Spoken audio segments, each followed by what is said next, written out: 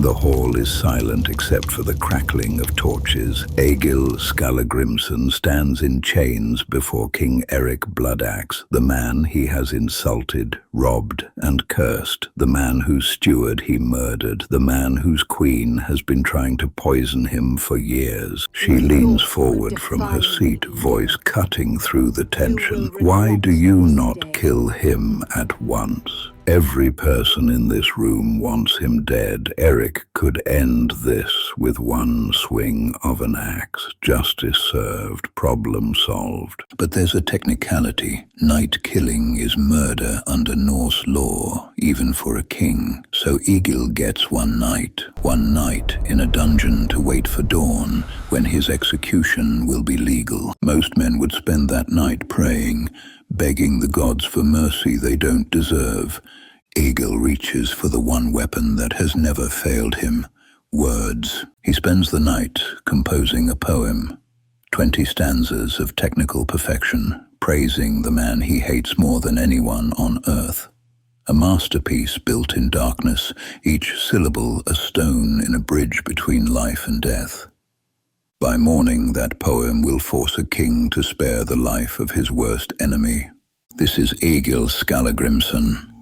By the time we're done, you'll understand how he became both a berserker-level killer and a genius poet, how he weaponized verse against kings, and how he literally saved his own life with nothing but syllables. To understand the beast, you have to understand the bloodline. Egil's story begins with his grandfather, a man known as Kveldulf, the Evening Wolf. That name is a warning. By day, Kveldulf was everything a Norwegian chieftain should be, wise, industrious, a capable leader. But as the sun set, something changed. He became sullen, withdrawn, dangerous. The saga calls him Hamrammer, shape-strong. In the folklore of the time, that meant a man who could shift into the form of a predator, usually a wolf or bear, but strip away the supernatural, and you're looking at something just as terrifying. A warrior prone to blind, unstoppable rage that came with the darkness. This wasn't just Kveldulf's curse. It was genetic, passed down through the dark line of the family. Kveldulf, his son Skallagrim, and Skallagrim's son Egil. The family's hatred of Norwegian kings began with betrayal. King Harald Fairhair was unifying Norway by force. Kveldulf refused to serve, sending his handsome son Thorolf instead. Harald loved Thorolf at first, until slander and paranoia led to murder. Harald killed Thorolf for imagined crimes. The betrayal radicalized Kveldulf and his other son, Skallagrim. They intercepted a royal supply ship and slaughtered the crew, including 2 of the king's cousins. It was a bloodbath. High treason that forced them to flee across the North Atlantic to Iceland. Kveldulf died during the voyage. The family threw his coffin overboard and swore to settle wherever it washed ashore. It beached in a volcanic wasteland called Borg. That's where Skallagrim built the family seat. That's where Egil was born. Skallagrim inherited his father's darkness, swarthy, ugly, immensely strong. A master blacksmith who brooded by the forge at night. And like his father, he was shape-strong, prone to violent blind rages where he lost all recognition of friend and family. Into this house, around 910 AD, Egil Skallagrimsson was born. He inherited the dark genes. Where his older brother Thorolf was tall and handsome, Egil was black-haired, broad-shouldered, with an enormous skull and features the saga describes as hard and grim. He looked like something between a troll and a man, but paired with this ugliness was a terrifying intellect. At age 3, Egil was already composing poetry. The story goes that his father forbade him from attending a feast, claiming he was too wild. Egil stole a horse, rode through the night, and crashed the party. He stood up in the hall and recited his first verse. My mother promised me that they would buy for me a boat and fair oars to go abroad with Vikings. At 3 years old, Egil had already internalized the Viking ethos, violence, glory, the sea. The defining moment came at age 7. The game was Natlika, a brutal Viking sport played on ice with wooden bats and a heavy ball. Egil was playing against a boy named Grim, who was older and stronger. Grim dominated him, knocked him down in front of the other boys. Egil didn't cry. He went to get a weapon. He returned with a bearded axe, walked up to Grim, and drove it into the boy's skull. Split it to the nose. 7 men died in the ensuing brawl. When Egil came home, his mother was proud. She told him he had the makings of a Viking. Egil was never innocent. He was a killer waiting for a weapon. The breaking point between father and son came when Egil was 12. They were playing ball with Egil's friend Thord against Skallagrim. As the sun set, the evening wolf stirred. Skallagrim lost control, grabbed Thord, and slammed him into the frozen ground so hard the boy broke his back. Spinal. Then Skallagrim turned on his own son. He would have killed Egil too, except for Thorgerd Brak, Egil's foster mother. She shouted at Skallagrim, breaking the fugue. He released Egil and chased her instead. She fled to the shore and swam toward an island. Skallagrim picked up a boulder and hurled it.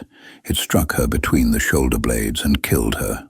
That evening, while Skallagrim sat eating, Egil walked in and killed his father's favorite overseer. Then he sat down across from him. They ate in silence. They didn't speak for a year. This is the crucible that forged Egil, a household where the patriarch was a monster, where survival meant becoming stronger than the monster. But here's what makes Egil different. He was also a poet. And in the Norse world, a skald wasn't a soft artist. A skald was a weapon. Verses could destroy reputations, curse enemies, or shame kings. A well-crafted insult could be as damaging as a blade. Egil was a glitch in the system of Viking society, too dangerous to control, too brilliant to ignore, a fusion of berserker rage and razor-sharp intellect that shouldn't exist, but did, and he was about to take those weapons to war. By early adulthood, Egil's reputation was already growing, not just as a fighter but as something more unsettling, a man who would compose scathing verses about you after killing your kinsman, a warrior who treated combat and poetry as extensions of the same impulse, the need to dominate and be remembered. Modern skalds have 50 of sense. Egil had the same motto, get rich or die Viking. His raids took him across the North Sea, Norway, the British Isles, the Baltic. One battle stands above the rest, Brunanburh, 937 AD. King Athelstan of England faced an existential threat, a coalition of Scots, Strathclyde Britons and Dublin Vikings, united to shatter English power. Athelstan hired Viking mercenaries to bolster his army. Egil and his brother Thorolf commanded the Scandinavian wing. They fought for whoever paid the silver.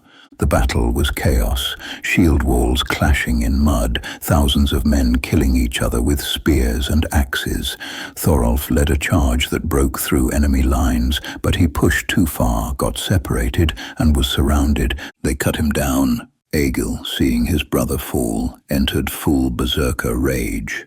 The saga describes him hewing through the enemy with his sword, Adder, clearing a path to the Scottish earls and slaughtering them. The battle was won, but Thorolf, the handsome, loved brother, was dead in the mud. After the battle, King Athelstan held a victory feast. This is where Egil's strangeness becomes undeniable. The hall was loud with celebration. Egil sat across from the king, fully armored, sword across his knees. He didn't drink, didn't speak, just stared at Athelstan, unblinking. Then his face began to move. His eyebrows shifted independently, one rising into his hairline, the other sinking onto his cheek. This bizarre asymmetrical spasm terrified the English courtiers. Athelstan understood the danger. He took a massive gold arm ring from his own arm, placed it on the point of his sword, and extended it across the fire to Egil, a gesture of respect. Egil accepted the ring. His face returned to normal. He drank. The hall breathed again. Modern doctors think his massive skull and those strange tics came from a bone disease slowly crushing his nerves. Whether that's true or not, the sagas show a man whose own body was becoming a prison, and he fought like he was trying to break out of it. Athelstan later gave Egil 2 heavy chests of silver as vergild for Thorolf, English silver that would haunt Egil for the rest of his life. Back in Norway, Egil's reputation darkened. He was becoming a man who understood that reputation was everything, that a verse could turn a killing into a legend, that a well-crafted insult could poison reputations across generations. The kings of Scandinavia were starting to realize, even if you killed Egil, his verses would outlive you, but he still hadn't met the king who would come closest to killing him, the king whose queen practiced sorcery, and whose hatred for Egil would become absolute, Eric Bloodaxe. And their feud would escalate beyond ordinary violence into a war fought with poison, magic, and curses. The conflict with Eric Bloodaxe began with an insult over ale. Egil stopped at a farm owned by Bard, King Eric's steward. Bard claimed he had no ale, only sour milk. Later that night, the king arrived for a feast, and suddenly, high-quality ale flowed freely. Egil realized he'd been treated like a peasant. He began drinking heavily and composing nid, mocking poetry aimed at Bard. He drank until he vomited directly into Bard's face. Egil spit such bars of fire that the whole party started singing along like he was having a concert. Queen Gunhild, watching, decided to end the problem. She and Bard mixed poison into a horn and offered it to Egil as a farewell cup. But Egil was suspicious. Gunhild had a reputation as a sorceress. He drew his knife, stabbed his own palm for blood, and carved runic characters into the horn. He smeared the runes with blood while speaking a formula. The horn burst apart. Egil whispers to himself, "I knew it. She belongs to the streets." Egil stood in the doorway. When Bard approached, Egil drew his sword and thrust it through his body so violently the point came out his back. He killed another retainer and fought his way into the darkness. The feud escalated. Egil raided farms belonging to the king's men, stealing massive amounts of silver, but as he rode away, he stopped. He declared that taking goods without the victim knowing who did it was thief's work. Shameful. To make it legitimate robbery, the victim had to know. So Egil went back. He blocked the doors of the longhouse where the farm's people were dining. He set it on fire. When they tried to escape, he cut them down. He burned the farm, killed the inhabitants, and left with the treasure. This reveals Viking ethics. A secret crime was shameful. A public atrocity done boldly and claimed openly was glorious. Reputation mattered more than anything. The feud reached its apex when Egil tried to claim his wife's inheritance in Norway. The claim was blocked by Berg Onund, a puppet of Queen Gunhild. The dispute went to the Gula Thing, the regional assembly, but Gunhild ordered her men to disrupt the court. Egil's response was sacrilege. He cut the Vebund, the hallowed cords marking the sanctuary of the assembly, symbolically dissolving the peace of the court. He challenged Berg Onund to a duel. When refused, he killed him and fled. Before leaving Norway, Egil performed a ritual that elevated the feud to the cosmic. He erected a nidstung, a scornpole, on a cliff facing the mainland, a hazelwood staff with a severed horse's head impaled on top, the head turned toward the king's realm. He carved runes into the wood, then spoke the curse. Here I set up this Scornpole, and I turn this curse on King Eric and Queen Gunhild. And I turn this curse also on the guardian spirits who dwell in this land, that they may wander astray until they have driven Eric and Gunhild out of Norway. He was cursing the king and the land itself. The land Vater, guardian spirits of the realm, were being turned against the monarch, made to reject him like a body rejecting poison. According to the saga, the curse worked. Shortly after, Eric Bloodaxe was driven from Norway by his brother. Eric and Gunhild fled to England, where Eric became King of York. Egil had defeated a king without facing him in battle. He'd used law, insult, and magic to drive Eric into exile. But fate had one more twist. Years later, Egil would be shipwrecked off the coast of Northumbria, washing ashore directly into the hands of the exiled King Eric. And this time, there would be no escape through violence. The only weapon Egil would have was the one he'd carried since childhood. The shipwreck was pure misfortune. Egil's vessel was caught in a storm off the English coast. When he staggered onto the beach, he realized where he was. Northumbria, King Eric's domain. He could have tried to hide. Instead, he went to York and presented himself to the court. Queen Gunhild demanded his immediate execution. She said, "Why do you not kill him at once?" But Arinbjorn, a Norwegian nobleman and Egil's friend, argued a legal technicality. It was night. Killing Egil now would be night killing, which was murder under Norse law. Egil was granted one night. At dawn, he would die. Egil spent that night composing a drapa, a formal praise poem, in honor of the man he hated most on earth. If the poem was technically perfect and politically brilliant, it might give the king an excuse to spare him without losing face. The poem had to flatter Eric's warrior prowess while being so structurally beautiful that killing its composer would be blasphemous. Egil worked through the night, building it syllable by syllable. He called it Hofudlausen, meaning head ransom. The poem used end rhyme, a rare technique in Old Norse verse, likely influenced by his time in England. The meter was complex, the metaphors elaborate. He described battle as the feast of wolves, praised Eric as a breaker of shields, a lord of carnage, the kind of compliment a Viking king couldn't ignore. At dawn, Egil stood in chains before the packed court. Eric sat on the high seat, Gunhild beside him, eyes burning with hatred. Egil recited the poem. 20 stanzas, from memory, in perfect meter. The hall fell silent. The poem functioned as a binding. To kill a man who had just immortalized you in flawless verse would make you look like a barbarian who didn't understand greatness. Worse, it would waste the gift. The poem only had power if the poet lived to spread it, to recite it in other halls, to make Eric's reputation grow. When Egil finished, King Eric, seething, understood the trap.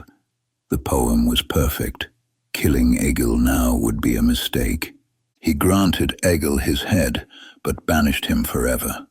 Egil walked out of York, having bought his survival with nothing but syllables. He had literally cheated death with content, but poetry couldn't save him from what came next. The losses that would break him in ways no king ever could. Egil returned to Iceland wealthy and famous. By Viking standards, he had won.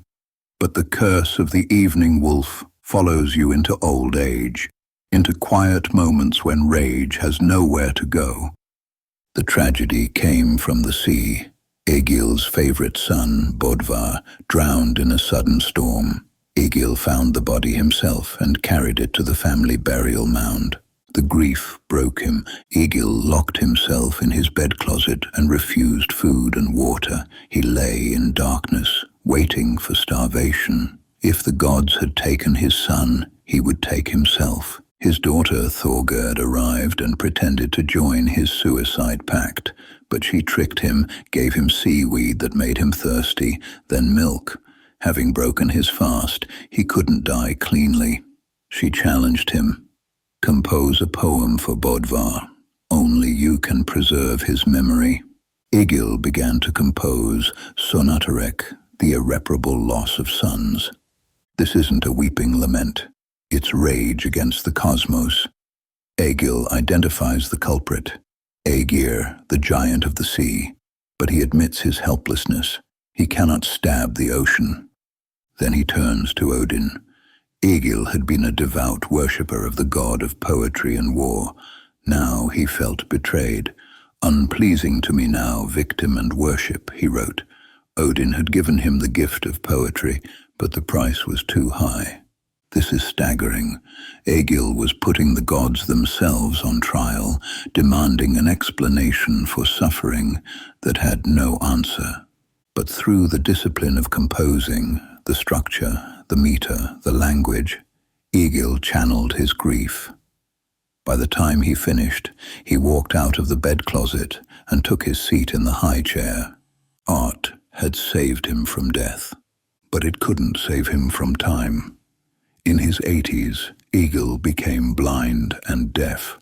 The great warrior stumbled around the farmhouse dependent on servants. Women mocked him for hugging the fire to warm his cold feet. Even in senility, the malice remained. Egil told his family he wanted to attend the Althing one last time, planning to scatter his English silver from the Law Rock just to watch young men fight and kill each other over it. He wanted to start a riot for his own amusement. His family refused. Furious, Egil stole away in the night with 2 slaves and the silver. He rode into the hills near Mossfell and returned alone hours later. Blind, stumbling, the slaves were dead, the silver buried, the legendary treasure hunters still search for today. His final act was a double murder for spite, ensuring the secret died with him. He died shortly after, an unrepentant killer to the end. Years later, when a church was built at Mossfell, a priest exhumed Egil's bones. He found the skull, enormous, heavy, covered in ridges. The priest placed it on a stone wall and took an iron axe. He swung with full force. A normal skull would have shattered. Egil's didn't break, didn't even dent. It simply turned white at the point of impact. The saga concludes, whence it might be gathered that this skull could not easily be harmed by the blows of weak men. That unbreakable skull is the perfect metaphor, a man too hard for the world to break, who lived in constant pain but refused to stop fighting, killing, and composing. Egil Skallagrimsson was not a hero. He was a killer, a thief, a man who murdered children and burned families alive. By any modern standard, he was a monster. But in the Viking world, he was complete. The Norse ideal of a warrior wasn't just about strength, it was about totality. A true warrior needed courage and cunning, force and skill, the ability to fight and the ability to speak, to compose, to be remembered. Egil embodied that totality. He could kill you with an axe or destroy your reputation with verse. He could duel a berserker and rip his throat out with his teeth, then compose a masterpiece that saved him from execution. He understood that true power comes from the fusion of mind and muscle. Rage without intelligence is self-destruction. Intelligence without the will to fight is just talk. Put them together and you get something unstoppable. Somewhere between rage and poetry lies the true Norse ideal of a complete warrior. Egil lived in that space, and when he died, he left behind a skull so dense it could survive an axe blow, and poems so perfect they're still studied 1,000 years later. That's immortality. If you want to go deeper into the berserker state that ran through Egil's bloodline, watch my video, The True Difference Between Uolfhednar and Berserkers next.